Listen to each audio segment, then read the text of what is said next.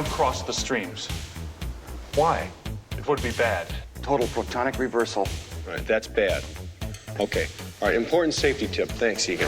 You know, Ghostbusters was kind of unusual in that it was one of the first epic scale comedies. If there's a steady paycheck in it, I'll believe anything you say. You know, we did 2 movies. We spent almost a year, all total working together. I think everybody realized what original material it was. Hello, Ghostbusters. The way Dan described the Ghostbusters, we were like Orkin Men, and we were no more impressed by these apparitions and manifestations than you would be by an outbreak of ants or roaches in your kitchen. I'm Walter Peck. Great. How's it going down? You have the comic geniuses of our generation, and they've known each other for years, and they're hysterical. It's the Stay Puft Marshmallow Man. When we look back at our library and we think of what has, premium value and what the fans love, and it's always been, in our minds, Ghostbusters. The wonderful thing about the movies is they hold up after all this time. But now we're in a different place. Gaming has been moved to a whole other dimension, and it gives the fans something that they've been waiting for. In film, it's kind of tough to break that fourth wall and turn to the audience and say, come with me. Now, the audience and the player are one. The game format enables us to actually include the Ghostbusters viewing audience.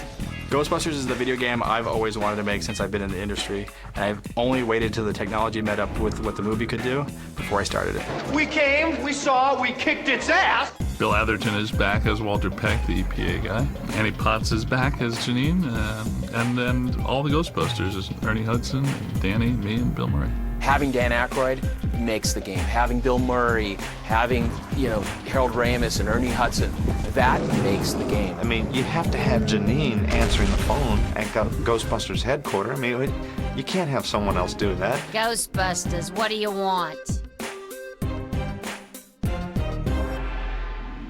My character it feels like, as we record the dialogue, that my character has a lot of instructions.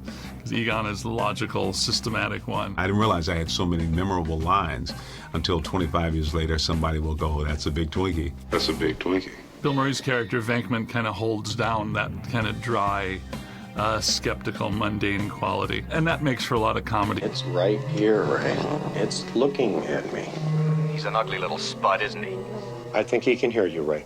If there was a movie script as long as a game script, the film would be like all the Lord of the Rings films strung together. It's about 1,000 pages because you have to cover all these alternatives. When I first heard about it, I thought, okay, well, maybe it will be different, but all the characters really ring true. It looks more like the sequel than a game. It tells the third story. I watched the first 2 movies in preparation for it, and harken back to that enthusiasm that I had when I first wrote it. When Dan announced that, he and Harold would actually love to write the script, that you're like, because you're worried, can we pull off the comedy of those first 2 films? Well, now we have the script writers from those films. This chapter of Ghostbusters takes place in 1991, 2 years after Ghostbusters 2, because they wanted enough time to pass where things can settle down from the last movie. Always wanted a marine component to the Ghostbusters, so in the game there might be structures in and around the river outside Manhattan Island. Without giving too much away, certainly has that. Well, for the story of the game, they have the great device of this mandala with nodes that represent different focal points of turbulence in the city. We're paying the Ghostbusters very well through these city contracts. That's the way it works now, yeah. Like the sanitation department, the police department, the fire department. It was always to be such, that Ghostbusters were to be an essential sanitation arm of living in urban life. The city had taken out a insurance policy against the Ghostbusters, so everything's billed to the city directly.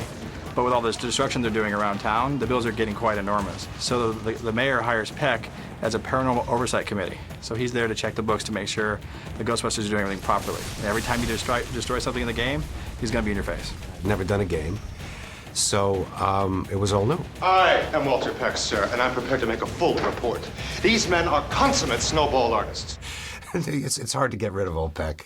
The most intense thing that happens to him now is that he becomes possessed. And my first official act is going to be suspending these idiots' operating license. Yeah, they needed a average-looking Joe Blow off the street to play the rookie character, and I successfully campaigned for that spot. You'll recognize the back of my ears really well. Well, the player is a cadet. He's a rookie. He joins the Ghostbusters, and there are new problems at the library. There's museum problems. The Hotel Sedgwick makes another appearance. Certain familiar entities recur in the places where they first appeared in the film. So Stay Puft Marshmallow Man is back on the streets of New York. Slimer's back in the hotel, which is a nice kind of callback to. It may evoke a little nostalgia in the player. All of the equipment and all of the locations and all of the characters and everything are absolutely eye-popping in this game. So it's done with real affection for the original concept. We're just able to go places that we weren't able to go in the movies. It really is, to me, the third movie. The elements of the supernatural allow you to create monsters and creatures that are visually really interesting, and all kinds of tools and weapons that are the staples of video gaming.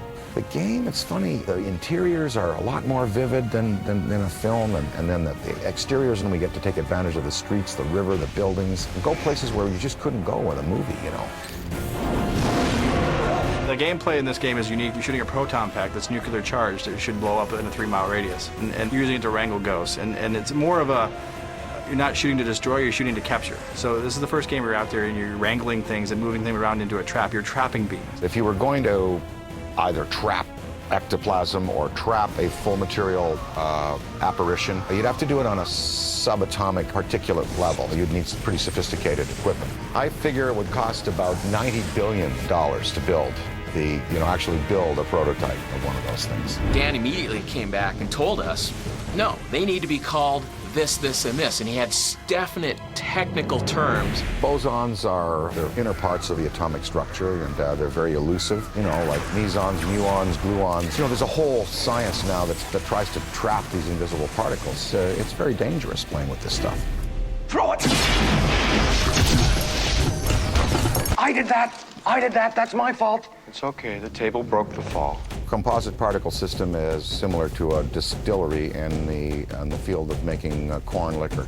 What you're doing is you're doing an original collision, and then you're basically forcing it back through a filter, but it forces them back through where they've already been, and then out through your wand. Yeah. Again, very expensive equipment. Very, very expensive. It's just occurred to me we really haven't had a completely successful test of this equipment. I blame myself. So do I. Well, no sense worrying about it now. Why worry? Each of us is wearing an unlicensed nuclear accelerator on his back. When we set out to work with the developer, we interviewed actually quite a few, and Terminal Reality came in with a demo that quite honestly blew us away. The Infernal Engine, our internal engine here at Terminal Reality, really allows us to create a living, breathing world, so to speak. We can put literally thousands of objects moving through the environment at once. You can blow apart things. Pretty much in a video game, you have to have walls, a floor, and a ceiling. Other than that, everything's fair game to be destroyed in Ghostbusters. In Ghostbusters, the video game, there's a lot of different equipment that the player has at their disposal. We've kind of taken the traditional proton stream and we've added some elements to it. If this was a movie, there wouldn't be the level of environmental destruction. We kind of go above and beyond. All the crowds, all the individual people actually have their own AI. There's no flocking AI. It's not hurting. I think one of the biggest challenges of working on this game is everybody wants this to be a great game. And then we bring to that the burden of knowing that gamers out there want this to be a great game.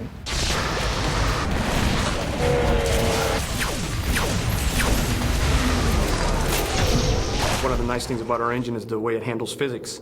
So we were able to take our boss fights, and there's some boss fights in there where they actually use the environment against you.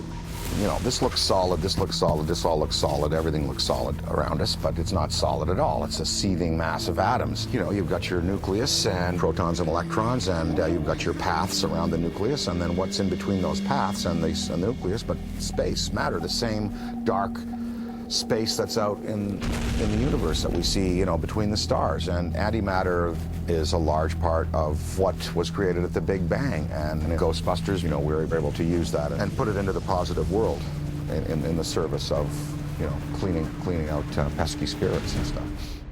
So our objective from the very beginning with this game is that every minute of this game needs to be either fun, funny, or scary.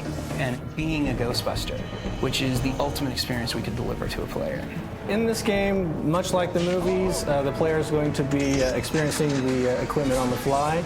Ghostbusters tend to go by the seat of their pants, and they don't often have much prep time. Slime Tether masters plasma and masters the plasma energy in the multiverse everywhere. And enables the operator to hold on to entities that would go back to the dimension they came from or vanish. They can't do it if once the slime tether touches them. And think of it as I guess, the glue on the bottom of a fly's, foot. It's that kind of viscous, almost like a psychically viscous material.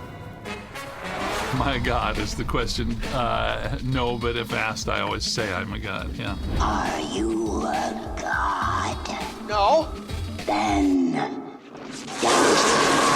we've actually managed to surprise most people at the end. There is a twist ending where people are actually taken aback. I do feel the fans have been looking for something else, ever since we did the second one. We felt like of all the movies that we have, this definitely is a video game. It's a special moment for all the Ghostbusters fans that have been wanting another storyline for Ghostbusters for 20 years, and to get the talent back together, to get the band back together, to get Sony willing to say yes, it's a perfect storm with the right engine, right license, and right talent.